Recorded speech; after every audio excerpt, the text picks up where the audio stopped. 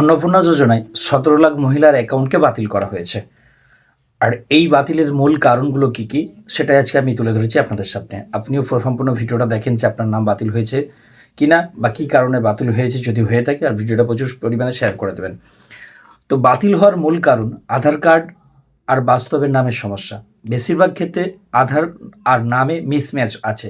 আধারের নাম যদি মিসম্যাচ হয় তাহলে পেমেন্ট হবে না, সেটাই সবচেয়ে বেশি মূল কারণ। অনেক ক্ষেত্রে নিজেই লিখেছেন আইটি ফাইল করেন, সরকারি ক্ষেত্রে চাকরি করেন, সেগুলো বাতিল হয়েছে। এখানে ভোটার নন, তারা বাতিল হয়েছে। আধারের নামের মিসম্যাচের কারণে বাতিল হয়েছে প্রায় 10 লাখ মহিলার। 10 লাখ মহিলার অর্থাৎ 17 লাখ মহিলার যে নাম বাতিল হয়েছে তার মধ্যে 10 লাখ মহিলার নাম বাতিল হয়েছে। আধার কার্ডের সাথে ব্যাঙ্ক অ্যাকাউন্টের নামের মিল নেই, মিসম্যাচ, কোনো স্পেলিং বা কোনো পদবীর মিল নেই, পার্থক্য রয়েছে। সেই জন্য কিন্তু 10 লাখ মহিলার অ্যাকাউন্ট বাতিল করা হয়েছে। এখন পর্যন্ত 17 লাখ আবেদন বাতিল হয়েছে। তারা পোর্টালের মাধ্যমে পুনরায় আবেদন করলে ফের ভেরিফিকেশন হবে, অর্থাৎ যারা বাতিল হয়েছে এই 17 লাখ মহিলা, এরা আবার এদের জন্য ফের পোর্টাল চালু করা হবে। সেটা 2-1 দিন সময় লাগবে।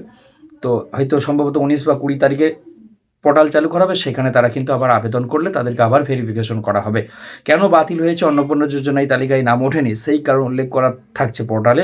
19শে আগস্ট থেকে ক্লেম বা অবজেকশন পোর্টাল চালু হবে, অর্থাৎ 19শে আগস্ট থেকে আবার পোর্টাল চালু করা হবে। সেখানে ক্লেম করতে পারবেন আপনার নাম কেন ওঠেনি বা কোনো অবজেকশন থাকলে সেটাও জানাতে পারবেন 19শে আগস্টে। তাহলে নাম যদি আপনার বাতিল হয়ে থাকে কী কারণে হয়েছে আমি আপনাদের সামনে কারণটা তুলে ধরলাম, সেটাও জানতে পারবেন 19শে আগস্টের পর থেকে।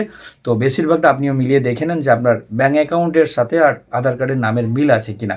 যদি অমিল থাকে তাহলে কিন্তু আপনার টাকাটা ব্যাংকে আসবে না বা ঢুকবে না। ভিডিওটা প্রচুর পরিমাণে শেয়ার করে সবাইকে ছড়িয়ে দেন।